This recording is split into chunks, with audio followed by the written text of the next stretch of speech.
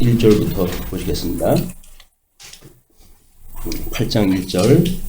여호와께서 또 모세에게 말씀하여 이르시되 아론에게 말하여 이르라. 등불을 켤 때에는 7 등잔을 등잔대 앞으로 비추게 할지니라 하시매 아론이 그리하여 등불을 등잔대 앞으로 비추도록 켰으니 여호와께서 모세에게 명령하신가 같았더라.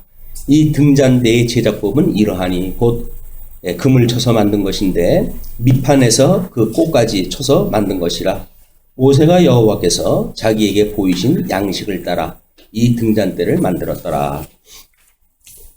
오늘 우리가 확인할 내용은 8장의 동그라미 3번 레위인들의 봉사 규례입니다.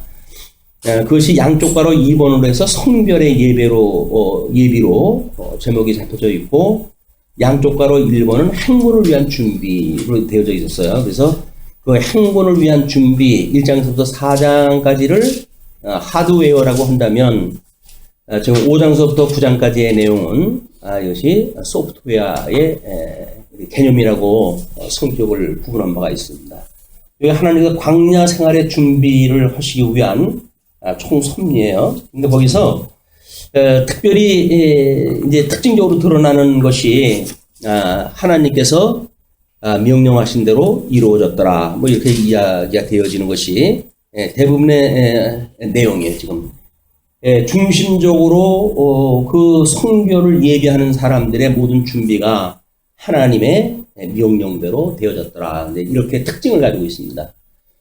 그러니까 주님의 몸된 교회에 대한 것도 마찬가지죠. 지금 광야 교회로서 행군을 갖다 해가는데 그 광야 교회의 행진은 하나님의 기뻐하시는 뜻을 따라서 이것이 모아져야 되겠죠. 그게 영적 예배라고 우리가 성격을 이야기를 했죠. 영적 예배로서 어떻게 될 것인가라는 이야기인데 8장의 등대 보안 규례를 이제 1절부터 4절까지 등대에 대한 규례가 먼저 소개가 되어진단 말이에요. 전체 제목은 레위인들의 봉사 규례라고 이야기를 다 해놨지만 1절서부터 4절까지의 내용은 성막 안의 그 등대에 대한 그런 그 이야기입니다. 어떻게 보게 되면 우리 7장 마무리에 그 이야기하고 이것이 더 연결되어져 있는 것이 구조상으로는 맞지 않는가 이런 생각이 들기도 해요. 왜냐면 5절서부터는 이제 전폭적으로 레위인에 대한 이야기니까. 그래서 우리 지난 시간에 것하고 이제 그 하나님 앞에 어떻게 예배를 드렸는가, 각 장로들이 그 그룹의 그 리더들이 어떻게 예배를 드렸는가가 쭉 소개가 되어져 있고 89절에 모세가 회막에 들어가서 여호와께 말하려 할 때에 증거궤 위 속죄소 위에 두 그룹 사이에서 자기에게 말씀하시는 목소리를 들었으니 여호와께서 그에게 말씀하심이었더라. 그래서 속죄소에서 하나님 말씀하신 거를 듣는 걸로 끝이 나는데 8장 1절에 이제 여호와께서 또 모세에게 말씀하여 이렇게 이야기를 했어요. 그러니까는 89절에 이야기했던 증거궤 위 속죄소 위에서 두 그룹 사이에서 모세에게 말씀을 하셨던 첫 번째 사건, 그 다음에 또 모세에게 말씀하셨던 사건 해가지고 1번, 2번으로 보는 것이 아마 구조상으로 맞다고 보여집니다. 그래서 아론에게 말하여 이르라. 등불을 켤 때에는 7 등잔을 등잔대 앞으로 비추게 할지니라. 그래서 등대에 그 7개의 그 가지가 있는 거기 때문에 그거를 그 등잔대 앞으로 비추도록 이렇게 명령을 하셨고 여호와께서는 모세에게 명령하신가 같이 이제 그 일이 진행이 됐어요. 근데 그 등잔대의 제작법은 이미 우리 출애굽기 25장 31절에 그 제작법이 전부 나와져 있잖아요. 제작법대로 되어졌다고 하는 걸 이렇게 소개가 되어진 겁니다. 이 등잔대의 제작법은 이러하니 곧 금을 쳐서 만든 것인데 밑판에서 그 꽃까지 쳐가지고 만든 것이라. 그래서 통째로 해가지고 쳐가지고 만든 거예요. 모세가 여호와께서 자기에게 보이신 양식을 따라 이 등잔대를 만들었다. 만들어진 대로 해가지고 이제 그걸 운용하는 것이 불을 밝히는 건데 그 불을 밝히는 것도 하나님의 명령하신가 같이 되었다. 그런 그 이야기죠. 이거는 우리가 이 등잔대를 제작한 것, 이것이 하나님의 명령대로 이루어졌어요. 하나님의 명령대로. 근데 여기다 불을 밝히는 그 내용도 결국은 하나님의 명령대로 되어졌다니까. 1장서부터 4장까지의 내용에 대한 것이 하드웨어에 대한 이야기라고 했다면, 압축적으로 지금 5장서부터 9장까지 이 내용이 불을 밝히는 일로 인해 가지고 진행이 되어지는 겁니다. 물론 이제 불 앞에 우리 속죄서에서 말씀이 들렸던 것, 그걸로 포함되어진 개념으로 5장서부터 9장까지 이제 이야기가 진행되어진 거거든요.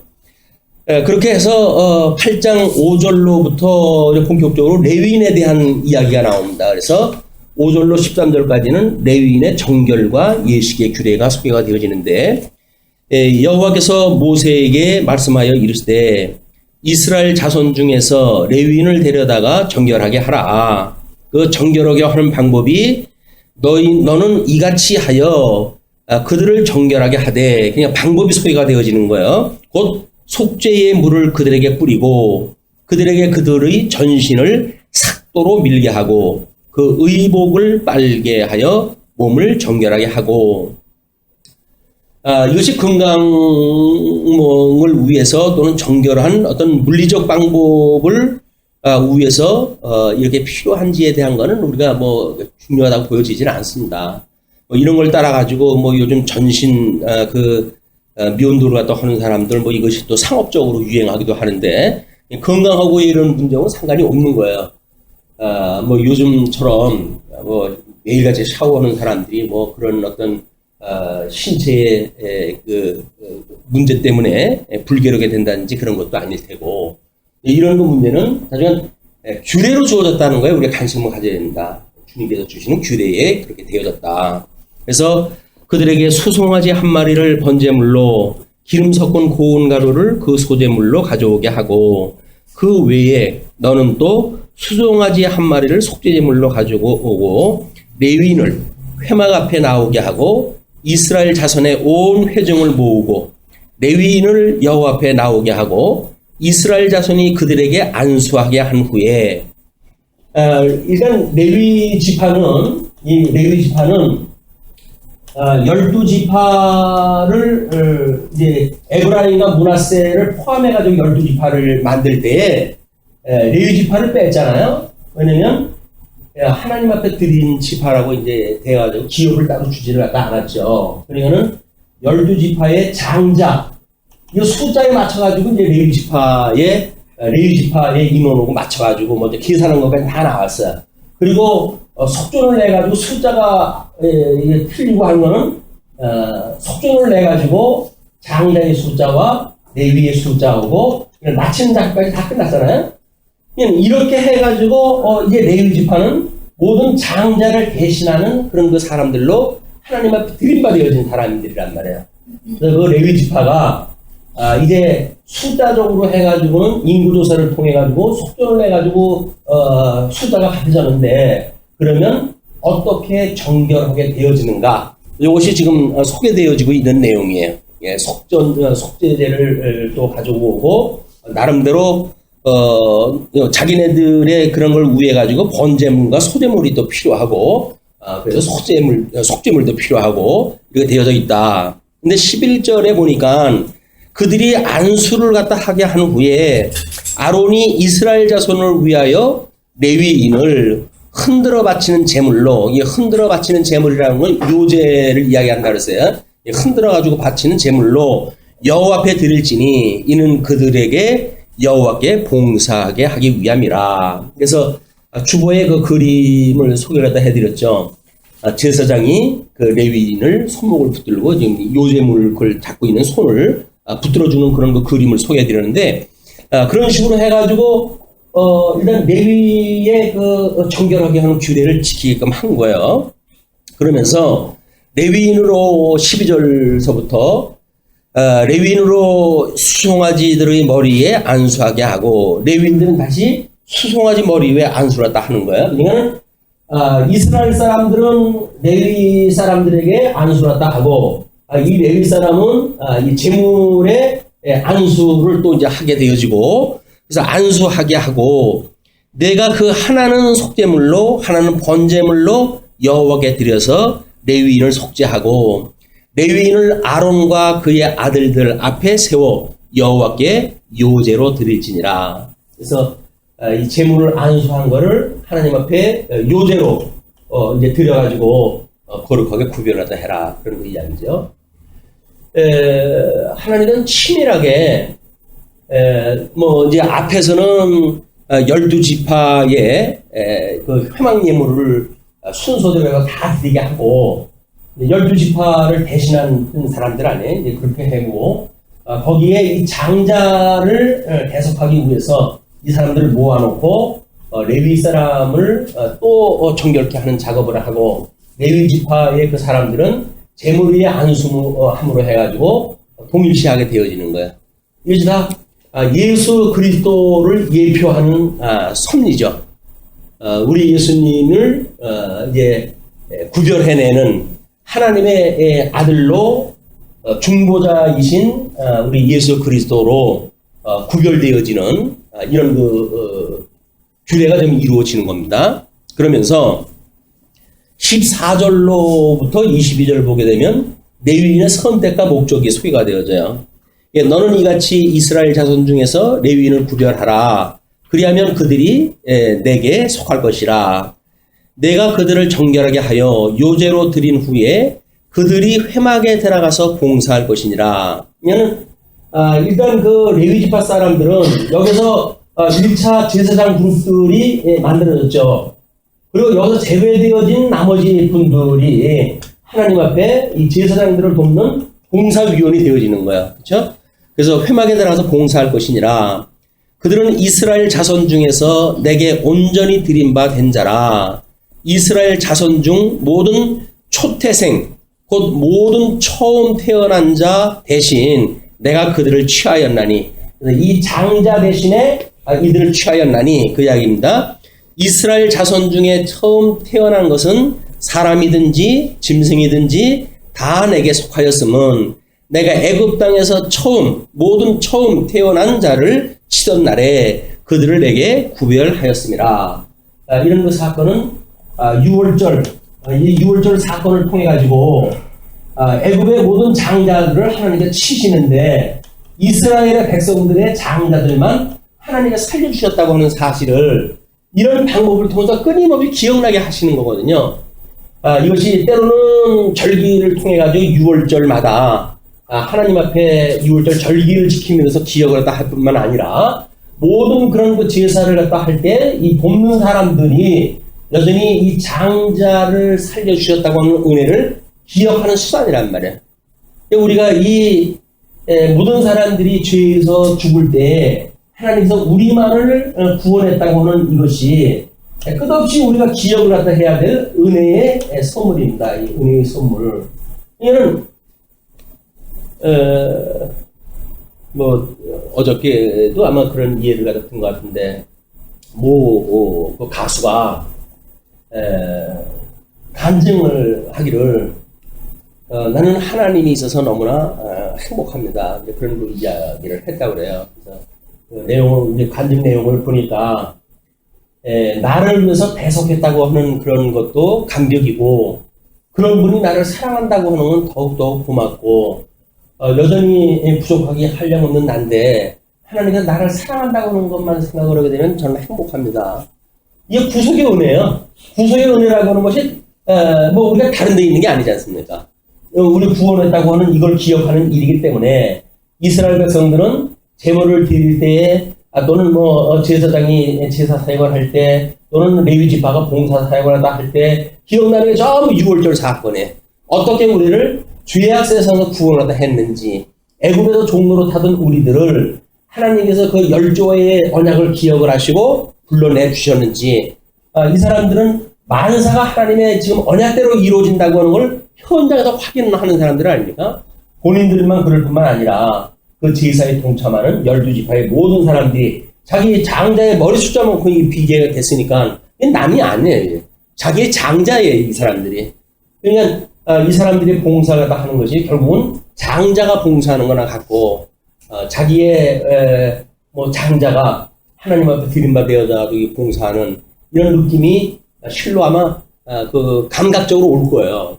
우리는 때로는 이런 그 문제 때문에 뭐 우리 장자를 낳게 되면 하나님 앞에 드리겠어요라고 소원을 하는 사람들이 더러 있었어요, 과거에. 그래가지고 뭐 하나님 앞에 드린다 그러는데 그 사람들이 잘 자라가지고 정말 주의를 갖다 하느냐면 그렇지도 않아요. 그렇지 않으면 뭐 바치겠다고 소원한 분은 또 소원한 걸로 해가지고 하나님 앞에 늘 죄의식을 느끼게 되어지고 그러는데 그런 식으로 이해가 하는 게 아니다. 우리는 다 하나님 앞에 드린 바가 되어진 거예요. 그래서 등대를 밝힘으로 해가지고 진리의 빛, 이 진리의 빛 되시는 예수 그리스도, 이분을 우리가 마주하고 이분의 기뻐하시는 뜻이 무엇인가를 분별하고 이걸로 인해 가지고 명령대로 되어졌더라라고 하는 영적 예배를 우리가 되어진 거다. 우리 영적 예배 드리는 것이 우리가 내가 믿으니까 내가 해야지라고 하는 것이 아니라 성령이 오셔가지고 우리한테 이런 열매를 주셔가지고 하게 하는 거 아니에요? 하나님의 의가 실현되어지는 거란 말이에요. 그것이 하나님의 명령대로 되었더라. 하나님의 언약대로 이루어지는 우리들의 영적 예배의 삶. 이게 실로 놀랐다는 거죠. 이 어두운 시대에 하나님 우리는 도대체 무엇인데 성경을 통전적으로 이해를 하게 하시고 그리고 그 성경에 의해서 우리 하나님의 뜻을 분별하는 영적 예배를 드릴 수 있는 이런 우리들로 하나님께서 불러주셨고 지금도 우리를 인도해 가시고 있다라고 하는 것이 우리들의 감동입니다. 주님께서 우리의 손을 붙들고 계신 게 느껴지십니까? 진리의 빛이에요, 이게. 성령을 통해 가지고 하나님의 말씀을 깨닫게 한다는 이야기는 이것이 주님께서 우리를 붙들고 있다는 이야기죠. 하나님께서 우리를 마주보고 있는 거야. 마주보고 얼굴 빛으로 우리를 향하고 계신 거야. 우리는 그런 특별한 은혜를 입고 지금 우리가 살아가고 있다. 이걸 놓치는 순간 우리는 세상의 논리에 빠질 수밖에 없고 세상의 생각을 가지고 거슬릴 수밖에 없는 겁니다. 그래서 우리가 세상에 어두움이 주관하는 세상을 우리가 끊임없이 거슬러 가지고 생명의 삶으로 살아갈 수 있도록 깨어있고 주님의 기뻐하신 뜻을 실현하고 싶고 성도들의 이 기쁜 사람들의 행하는 일이란 말이에요. 뭐 허라고 해가지고 억지로 되어지는 게 아니죠. 뭐 집사님 그 여행지 이야기했다 했더니 법으로 해가지고 만살 묶어놨다고 그렇게 이야기했다 하는데 그거야말로 율법주의에 살던 사람들하고 똑같은 거예요. 아마 우리 공자께서도 그것이 인간의 본성을 거스르는 일이기 때문에 안 된다고 보여졌기 때문에 법치 위에 덕치가 있다고 보여진 겁니다. 덕으로 다스려야지 법으로 다스리는 건 아니다. 우리가 벌금 내는 것이 무섭고 떨리기 때문에 그 일을 다 해야 된다고 하는 거는 너무 비참하잖아요. 기쁘고 즐거운 마음으로 자원하는 마음으로 이걸 다 해야 되는데 벌금 내기 싫어가지고 그 일을 다 한다고 그러면 마지못해 하는 거 아니에요. 마지못해. 마지못해 하는 삶이 얼마나 불행한 삶입니까? 근데 그 사람들은 그래가지고 뭐가 일사불란하게 돌아간다고 생각이 드니까 그걸 자랑으로 여기는 거예요. 그러나 도덕적인 차원으로 보게 되면 아주 최하수예요. 우리가 사람을 통치할 적에도 법을 가지고 장악을 갖다 하고 하는 것이 얼마나 이게 저급한 통치 방법입니까? 우리는 사랑의 통치로 해가지고 섬김으로 해가지고 다른 사람에게 본을 보여가지고 그 일을 우리에게 본을 받게 하는 예수 그리스도의 형상을 닮아가게 하시는 이런 역사야말로 우리들이 가지고 있는 행복이란 말이에요. 이걸 일사불란하게 되어지는 것이 목적으로 보여지게 되면 우리는 그 나라처럼 법으로 해가지고 전부 세워놔야 돼. 법이 어기러지게 되면 벌금 5만 원. 뭐 알고 싶어? 500원. 이렇게 하고 살아야 돼. 뭐 하나 뭐 하게 되면 또 손 내면 아주 500원. 뭐 이렇게 갖다 하는데 교회에서도 마찬가지예요. 무슨 일을 갖다 할 때 꼭 500원 내라, 뭐 1000원 내라 이렇게 이야기 되어지는데 주님의 몸된 교회의 일이라고는 자원하는 마음으로 이것이 되어진 것이 얼마나 아름다운가. 하나님께서 그 일을 기뻐하시지.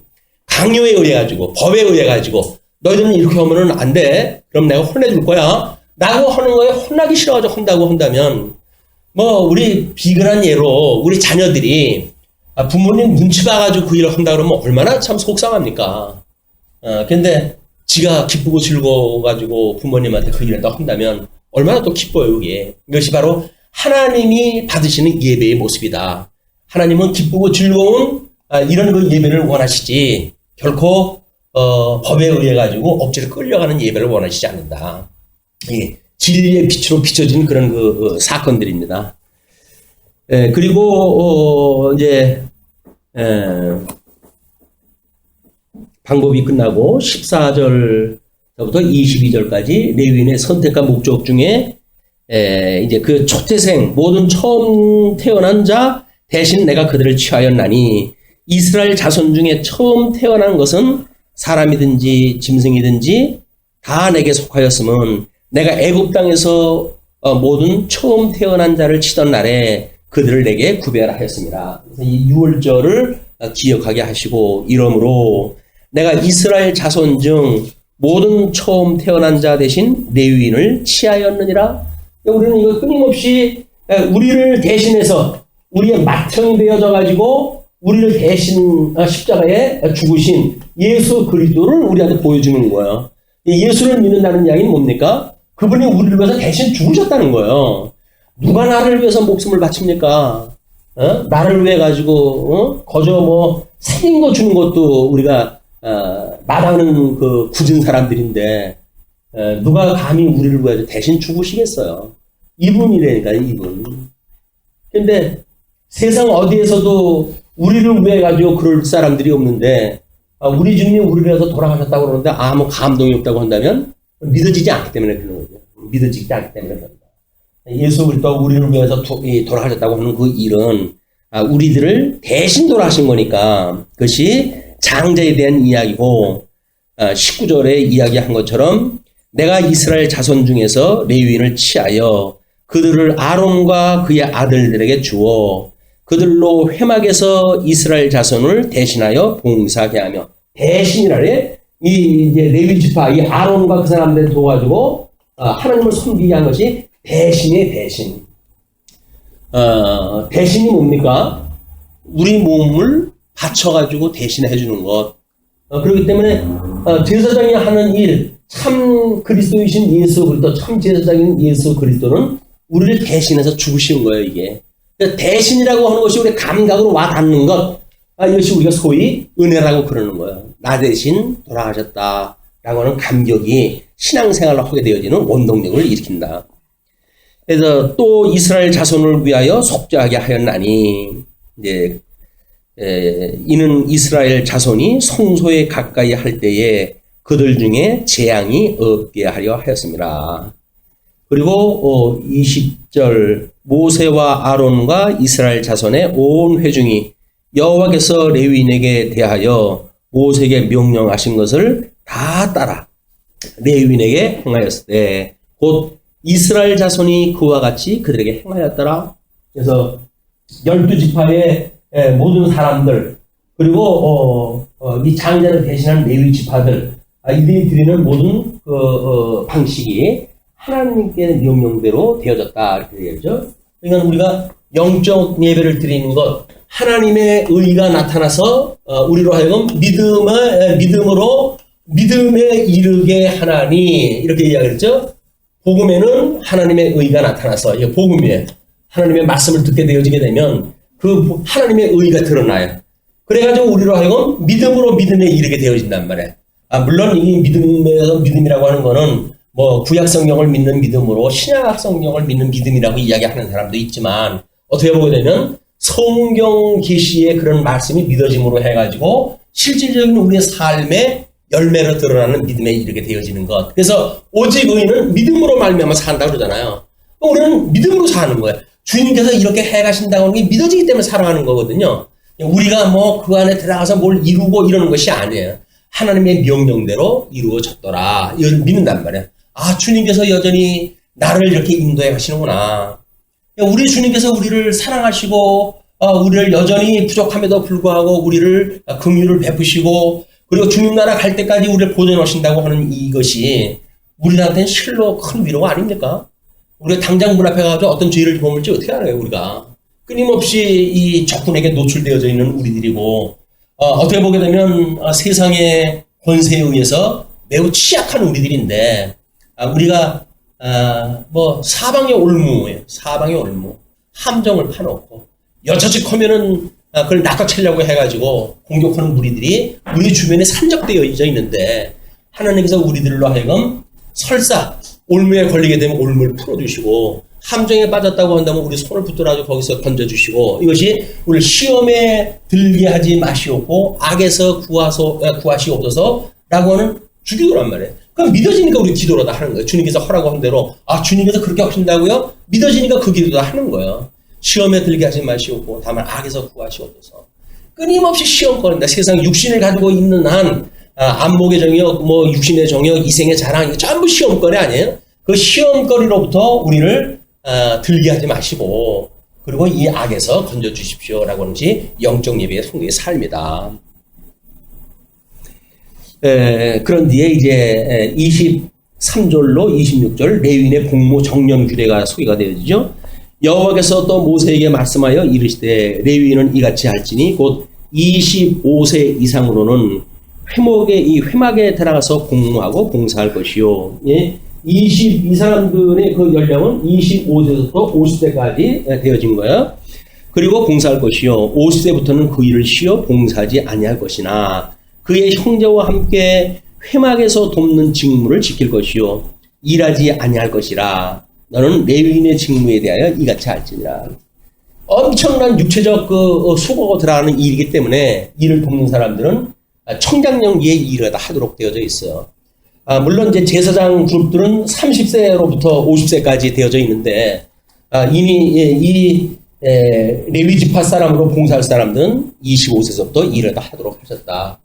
이것이 하나님께서 생육하고 번성해야 될 이스라엘 백성들이 최적화되어져 있는 체력을 통해 가지고 하나님 앞에 제사를 드리는 일을 감당하게 하시고 그리고 많은 12지파 사람들은 이 은혜를 잊고 이제 광야 40년뿐만 아니라 앞으로 약속하셨던 가나안 땅에 들어갔을 때 이 은혜로 그들이 살아가게 되어진다.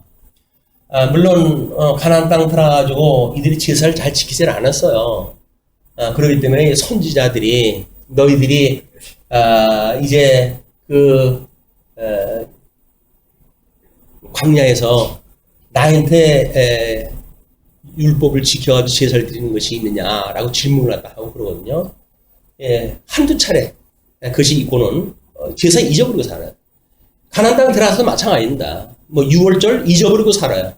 그리고 이제 획기적으로 사무엘이 등장할 때 했을 때 전국적으로 종교 개혁을 일으켜가지고 이제 그런 영적 부흥운동을 할 때 유월절을 지켜가지고 사람들을 처음에 초심을 갖다가 상기시키는 일을 갖다 하죠.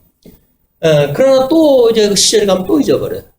그 유명한 그 왕들이 태어난데도 불구하고 지키질 않아요. 그래서 끝내 하나님 앞에 유월절을 지키지 않는 일로 인해서 책망을 받게 되어지고 유월절은 특별히 은혜를 입은 사람들에 의해서 요시야 임금 때라든가 또는 에스라 시대라든가 이렇게 회복되어진다든지 역사적 변환점에 유월절을 지키는 행사를 통해 가지고 이런 그 거국적인 은혜를 깨닫게 하시는 역사가 이제 섭리가 되어집니다. 이렇게 하고 이제 9장을 넘어가시게 되면 1절 그 9장은 유월절 규례를 지키는 일인데 1절에서도 5절까지 광야에서 첫 유월절 명령과 순종의 내용이 소개가 되어집니다. 애굽 땅에서 나온 다음 해 첫째 달에 여호와께서 시내 광야에서 모세에게 말씀하여 이르시되 이스라엘 자손에게 유월절을 그 정한 기일에 지키게 하라. 그 정한 기일 곧 이달 14째 날 해질 때에 너희는 그것을 지키되 그 모든 율례와 그 모든 규례대로 지킬지니라. 모세가 이스라엘 자손에게 명령하여 유월절을 지키라 하매 그들이 첫째 달 14째 날 해질 때에 시내 광야에서 유월절을 지켰으되 이스라엘 자손이 여호와께서 모세에게 명령하신 것을 다 따라 행하였더라. 그래서 유월절 첫 번째 유월절이 이제 출애굽을 해가지고 율법을 받고 성전 짓고 하는 1년 과정이 지난 뒤에 둘째 달 정월 14날 유월절을 지키게 되어진 겁니다. 그때의 사람의 시체로 말미암아 부정하게 되어서 유월절을 지킬 수 없는 사람들이 있었는데 그들이 그날에 모세와 아론 앞에 이르러 그에게 이르되 우리가 사람의 시체로 말미암아 부정하게 되었거니와 우리를 금지하여 이스라엘 자손과 함께 정한 기일에 여호와께 헌물을 드리지 못하게 하심은 어쩌함입니까? 우리는 불가피해가지고 유월절을 못 지켰는데 이걸 지키지 못하게 한다고 하면 유월절을 지키지 못한 자들에 대한 진노, 하나님의 진노, 그것이 이제 그런 모든 열조로부터 끊어낸다는 거 아니겠어요? 회중으로부터 끊어내어진다는 이야기는 결국 파멸을 이야기하는 건데 우리한테 헌물을 드리지 못하게 하시면 어쩝니까? 이렇게 좀 묻습니다. 근데 모세가 그들에게 이르되 기다리라. 여호와께서 너희에게 대하여 어떻게 명령하시는지 내가 들으리라. 그러니까 이때는 뭐 이제 정한 방법이 없었으니까, 그러니까 모세는 하나님 앞에 다시 구해야 돼. 이것이 이렇게 이야기를 하는데 어떻게 하는 것이 하나님의 선하신 뜻입니까? 오늘 성경 계시로 해가지고 우리는 하나님의 뜻을 다 알고 있잖아요. 근데 이 모세는 아직 이걸 질서를 잡아가는 시간이기 때문에 모세도 몰라요. 그때마다 모세는 무릎을 꿇고 하나님 앞에 묻습니다. 하나님께 친절하게 대답을 갖다 해주셔요. 9절로부터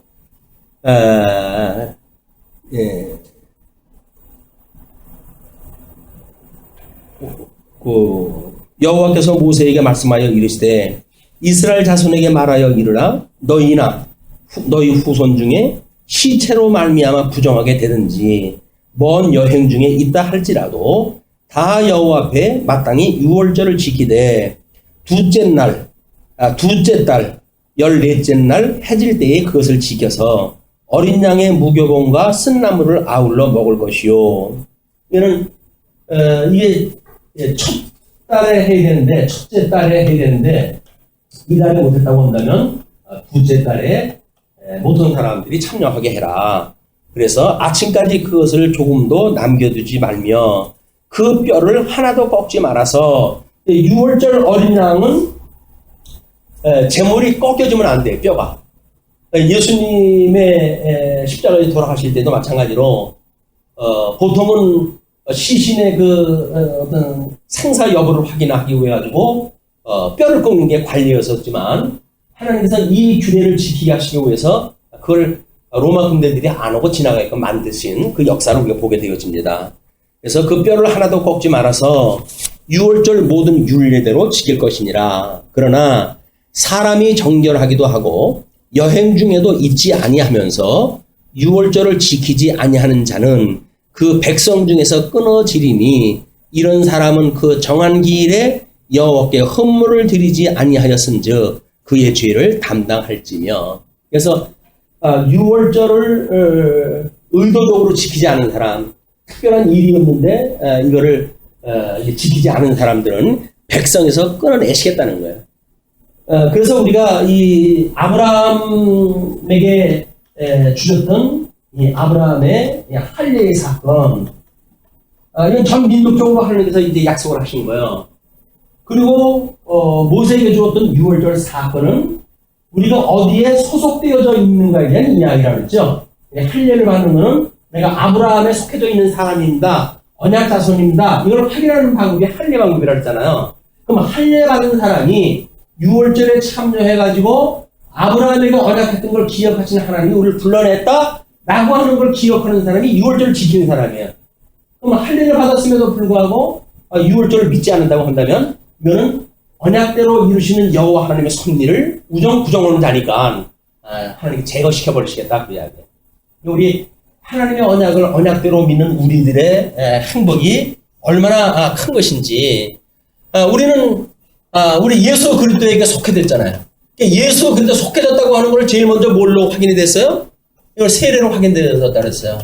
예수님과 함께 죽고 예수님과 함께 살았습니다. 나는 죽어서 오고 나는 이제 예수님에 속해진 사람이에요. 나는 당신의 종입니다. 당신은 나의 대주제가 되시는 분입니다. 당신은 나의 통치자가 되시는 분입니다. 그러므로 당신의 지도에 따른 전적으로 따르겠습니다. 라고 하는 것이 세례를 받는 거란 말이에요. 내가 죽었다고 지금 보고를 했다는 거예요. 왜? 죄 안에서 죽어야 그 죄를 탕감을 받을 수가 있으니까. 예수님이 죽을 때 저도 그럼 함께 죽었어요. 당신이 그 죄를 살 때 내 죄까지 그럼 속해 준 거 맞습니다. 라고 고백을 하는 거란 말이에요. 그래가지고 주님이 부활하다 하셨을 때 우리도 영적으로 부활했다 한 거죠. 죽어든 영이 살아났으니까. 그걸 우리가 중생되어졌다고 이야기를 하잖아요. 그럼 중생되어진 사람이 과연 이 중생되어져서 요단강까지 건너가는 이 견인에 이르는 우리의 삶이 과연 무엇일까? 이것이 이 세례에 끝나지를 아니하고 우리가 그래서 성례라고 하는 방법을 통해 가지고 끊임없이 주님이 나를 대신해 죽었다고 하는 걸 기억하는 방법이란 말이에요, 이게. 그러니까는 이 성례라고 하는 것이 교회의 은혜의 요소 중에 하나예요. 우리 주님의 은혜를 깨닫는 방법이 성례라고 하는 방법이거든요.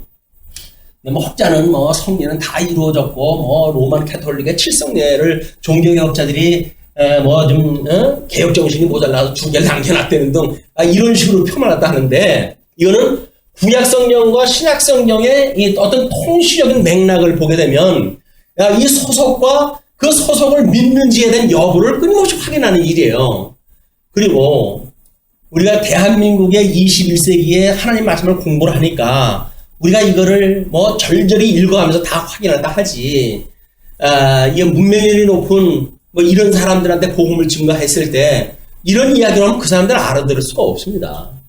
아니 우리나라에서 현재 같은 교육권 아래서 교육을 받은 사람들도 이 얘기를 하면 못 알아듣잖아요. 근데 이걸 뭐 전혀 모르는 사람한테 뭐 예수님이 뭐 어쩌고 저쩌고 뭐 6월절이 어쩌고 이런 얘기를 또 하면 그 사람이 이거 말아먹을 방법이 없어요. 그래서 고린도전서 1장에서 사도 바울이 이야기를 하기를 내가 복음을 증거했을 때 내가 이 하나님의 능력으로 복음을 증거했지 지혜로 특별히 세상의 지혜로 말씀을 증거하지 않았다고 이야기를 하는 거예요. 그러면 다른 사람들이 봐라 이 사도 바울도 지혜로 하지 않고 능력으로 했다고 그러는데 왜 너희들은 골치 아프게 이렇게 자꾸 성경을 가르치려고 그러냐. 근데 그렇지 않아요. 읽어 내려가다 보면 그러나 지혜로운 자에게는 구원을 받고 이미 은혜의 뭔가를 알고 배경이 되어진 사람들 지혜로운 사람들에게는 내가 더욱 지혜의 말씀으로 전하였노니 그래서 철저하게 성경을 가지고 지도를 한 거예요. 교육을. 그러니까 성경 교육을 어떠한 방식으로든지 방해하는 사람이 있다고 한다면 그는 성령을 거역하는 자예요. 그래서 우리가 경계해야 될 일입니다. 뭐 교회에서 뭐 판서를 갖다 해가면서 성경을 갖다 이야기를 합니까? 예배를 드리는데 예배 형식이 맞지는 않습니다. 뭐 이렇게 이야기를 해가지고 오지 않는 사람도 있잖아요. 어떻게 하겠어요? 자기가 믿어지지 않는 건데. 그러나 우리가 이렇게 판서를 하나 한다는 이야기는 우리가 구조를 파악하는 데 너무나 필요한 거예요. 이걸 풀어가지고 설명을 하게 되면 사실 더 어렵습니다.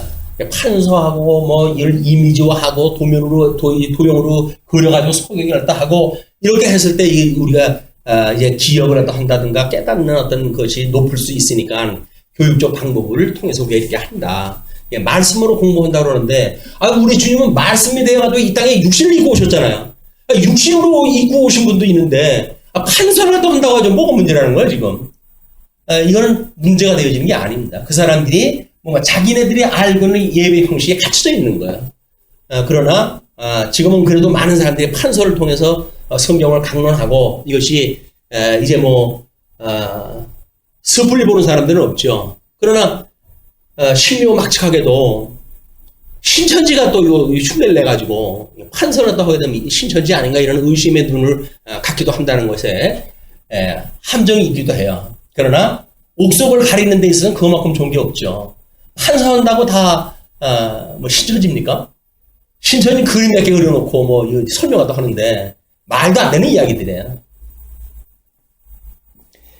자, 그렇게 해서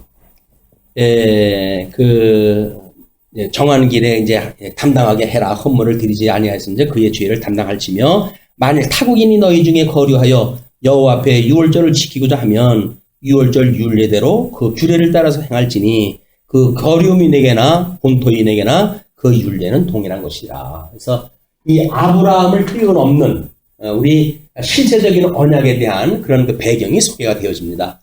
다음에 이제 15절서부터 23절을 보게 되면 불기둥과 구름기둥이 인도를 합니다.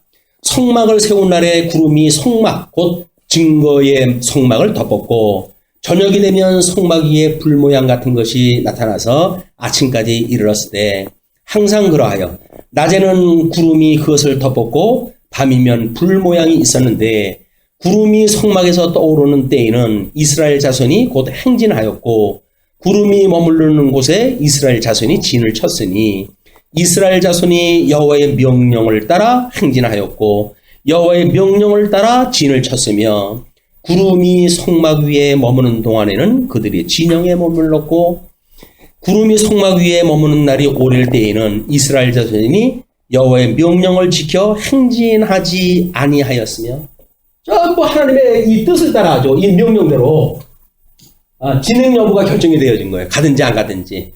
근데 재미난 거는 자주간 이제 구름 기둥과 불 기둥이 이들을 인도한다는 거죠. 작은 규모로 해가지고는 등대에서 빛이 나오는 것 같이 때로는 우리 그 시은소 그룹 사이에서 하나님의 말씀이 들리는 것 같이 이것이 민족적으로 보게 되면 모세를 통해서 직접 말씀을 갖다 하시기도 하고 때로는 구름 기둥과 불 기둥으로 인도를 갖다 하시는 전 민족적 이 섭리를 하나님께 인도를 갖다 해가신다. 우리는 너무나 소망되는 일이 아닙니까? 주님께서 우리의 걸음을 정하셨고 그 걸음대로 우리를 인도하신대요. 그냥 그게 믿어지는 것이 행복이란 말이에요. 천지를 지으신 하나님께서 내 걸음을 정했다고 그러는데 우리한테 얼마나 큰 위로예요. 우리 조마조마하지 않습니까? 이걸 함정에 빠지는 건 아닌가? 올무에 채이는 건 아닌가? 이렇게 되어지지만 하나님께서 우리 사람의 걸음을 정하시고 그 걸음을 기뻐하시나니 저가 넘어져도 아주 엎드러지지 아니하면 주께서 붙들고 계심이라. 주께서 우리는 늘 붙들고 계셔요. 손해 보이지는 않는다고 우리가 그러지만 우리의 그 걸음을 다 정하기도 하시고 지금 직접 우리를 인도하시기도 한다. 그렇게 해가지고 우리로 하여금 뜻을 알게 하고 영적 예배의 삶을 살게 하시는 거예요. 눈에 보이지 않는다고 해가지고 하나님 뭐 어디 갔어요? 뭐 이럴 수가 있어요? 이렇게 하는 거는 하나님이 우리가 믿지 않는 거예요. 아니, 하나님이 지금 우리하고 함께 있는데 어디다 대고 아우성을 치고 뭐 주여 삼창할 때 해야 주님이 대답을 합니까? 주님한테 주여 삼창하고 그렇게 건방진 소리로 부르는 거 아니에요. 주여 삼창으로. 주여 주여 해가지고. 성경에 주여 주여 하는 자마다 내가 너희들한테 어떻게 한다 그래요? 그거. 다 구원에 이르는 게 아니라는 거예요. 쓸데없이 그런 짓을 왜 해가지고 거기에 반열에 끼려고 그래요. 근데 확인이 안 되는 거예요. 주님이 함께 있다고 한 것이. 그러니까 뭔가 부르짖어가지고 뭔가 하나님께서 뭔가 좀 신비한 경험을 하게 한다든가 그렇게 해야 주님이 나하고 함께 있다고 하는 게 믿게 되어지니까. 아니 예수님이 나를 보았으니 하나님을 보았다고 그렇게 하지 않습니까? 예수님으로 인해서 구원받은 성도가 예수님 때문에 구원을 갖다 해줘서 감사하다고 하는 사람이 하나님이 믿어지지 않아가지고 주여 삼창하다 해가면서 우리가 기도라도 한다면 이것이 온전한 방법이 아니란 말이에요. 우리 주님이 우리 예수님하고 함께 있어 삼위일체 하나님이 우리는 예수 그리스도를 믿는 믿음으로 영적 예배를 드리고 이 영적 예배를 우리 뭐 사도신경이라도 할 때 뭐라 그래요? 삼위일체 하나님이 어떻게 삼위가 동일한가요? 라고 하는 질문을 했다가 예수 그리스도와 성령 하나님 앞에 예배 드림으로 이것이 성부 하나님 앞에 예배 드리는 거고 동일하다고 하는 것을 보았을 때 우리는 삼위의 하나님의 권능과 능력과 모든 것들이 동일하다고 믿는 겁니다. 이렇게 고백을 한단 말이에요, 우리가. 그러니까는 우리가 예수 그리스도와 더불어서 영적 예배를 드리는 삶은 하나님 앞에 드리는 예배예요, 이게. 하나님 앞에 드리는 예배가 따로 있는 게 아닙니다. 함께 드린다. 그래서 우리의 이 걸음을 정하셨고, 그리고 구름 기둥으로 불 기둥으로 인도하다 하는데, 이 진행이 우리 하나님의 뜻을 따라가지고 모든 때가 정해져요. 때. 그래서 이때는 뭐 때로는 이스라엘 백성들을 망하게 하실 때도 있고 또는 회복할 때도 있어요. 예수님이 십자가에 돌아가실 때가 있고 부활하실 때가 있어요. 승천하실 때가 있고 성령을 보내주실 때가 있어요. 성령이 오시게 되면 우리로 하여금 진행하는 만사를 우리 주님께서 인도하신다. 성령의 충만함을 입고 성령의 인도를 따라서 우리가 정말 기쁘고 즐거운 영적 예배가 됐으면 좋겠다. 우리를 인도하시는 그 하나님으로 인하여 우리가 행복한 것이 하나님이 기뻐하시는 거죠. 행복이 뭐예요? 범사에 감사하고 항상 기뻐하는 거죠. 행복하지 않은 사람이 어떻게 범사에 감사합니까? 행복하지 않은 사람이 어떻게 항상 기뻐합니까? 그것이 예수 그리스도 안에서 우리를 향하신 하나님 기뻐하신 뜻이다. 이것이 우리 영적 예배를 드리는 성도들이 행복, 이걸 다른 말로는 심령의 평강을 우리가 누리고 살아가는 것, 그 이야기죠. 은혜를 받은 자마다 이 은혜의 은혜 가지고 살아가는 자마다 심령의 평강을 누리고 살아가게 되어진 거다. 그 다음에 이제 혹시 구름이 저녁부터 아침까지 있다가 아침에 그 구름이 떠오를 때에는 그들이 행진하였고, 구름이 밤낮 있다가 떠오르면 곧 행진하였을 때, 그냥 그 사인이에요. 지금도 그랬으면 좋겠을까요? 주님께서 뭔가 사인을 보내줘가지고 야, 가자 라고 뭐 사인이 있으면 좋을까요? 그러면 불완전한 거예요. 우리 주님은 우리의 마음을 움직여가지고 일하다 해가시기 때문에 우리들한테 손짓하는데 우리 베드로처럼 졸면 손짓하는 거 못 볼 거 아니에요. 그럼 예수님 혼자가 우리 떨어질 텐데. 그러니까 우리 주님은 우리들한테 그런 방법으로 하진 않고 우리 마음을 갖다 움직여가지고 이걸 다 해가신단 말이에요. 왜? 우리는 예수 그리스도의 것이니까, 예수 그리스도에 속했으니까, 예수 그리스도의 몸이니까, 그분의 지체니까. 그러면 그분의 지체라고 하는 것은 한 몸 아니야, 한 몸. 그러니까 내 이웃을 내 몸같이 사랑하라는 이야기는 뭐예요? 한 몸인데 뭐 내 몸같이 사랑을 해요? 한 몸인데. 그냥 내가 나를 사랑하는 것이지. 그냥 이건 한 몸이라고 하는 것은 머리 대신 예수 그리스도가 우리가 한 몸으로 해가지고 온전케 해가시는 주님의 몸된 교회다. 이거를 가시적으로 보여주는 것이 지금 이 투쟁 전투교회예요. 지상교회. 여기서는 어쩔 수 없이 중생이기 때문에 영과 육이라고 하는 이중 요소를 가지고 살아가잖아요. 그럼에도 불구하고 우리는 믿음으로 이 한 몸으로 살아가는 우리의 삶이 하나님께서 인도하신다고 하는 걸 믿고 그리고 화합을 이루고 피차 사랑을 하면서 살아가게 되어진다. 그럼 사랑은 뭔가요? 또 이제 이야기를 하죠. 그럼 또 우리 고린도 3장 13절 말씀을 전부 읽어야 돼요. 결론으로 이야기를 하면 진리와 함께 기뻐하는 것. 진리와 함께 기뻐한다는 거예요. 이게 진리의 빛으로 해가지고 비쳤던 것, 우리하고 방향을 갖게 하시고 마음을 갖게 하시고 뜻을 모으게 하시고 그래서 한 곳을 향해서 가게 하시는 이 진리로 인해서 우리가 함께 기뻐하는 거다. 그런데 믿는 것이 각양 다르고 뭐 이런다고 한다면 한 몸으로 살아갈 수가 없잖아요. 한 사람은 서행을 하려고 그러고 한 사람은 동행을 하려고 그러고 같이 할 수가 없어요. 그런데 하나님께서 우리들에게 마음과 몸과 뜻을 하나로 모아가지고 어떻게 예수 그리스도를 향한 마음으로 예수 그리스도를 바라보는 마음으로 온전케 하시는 예수 그리스도를 바라보고 더불어서 진행을 하는 거다. 언제까지? 육신의 장막 벗어버릴 때까지. 그때까지 우리는 이걸 체험하고 경험하고 살아가는 거죠. 그러니까 영원한 하나님 나라의 이제 도래가 되어지면 우리는 영원토록 예수 그리스도와 한 몸이 되어가지고 그분을 섬기는 거예요. 예. 그리고 곧 그들이 여호와의 명령을 따라 진을 치며 여호와의 명령을 따라 행진하고 또 모세를 통하여 이르신 여호와의 명령을 따라 여호와의 뭐를 지켰더라? 직임을 지켰더라. 직임. 여기서는 레위 지파의 뭐 봉사 또는 뭐 제사장들의 그런 일들. 왜 이동하려고 한다면 전부 이 레위인들 두 그룹에게 나눠준 것들이 있잖아요. 성막을 나누기도 하고, 뭐, 기구를 갖다 나누기도 하고, 그 필요해가지고 이동 시설이 필요한 거는 구루마까지 다 하나님께서 주실 수 있지 않았어요? 수레까지.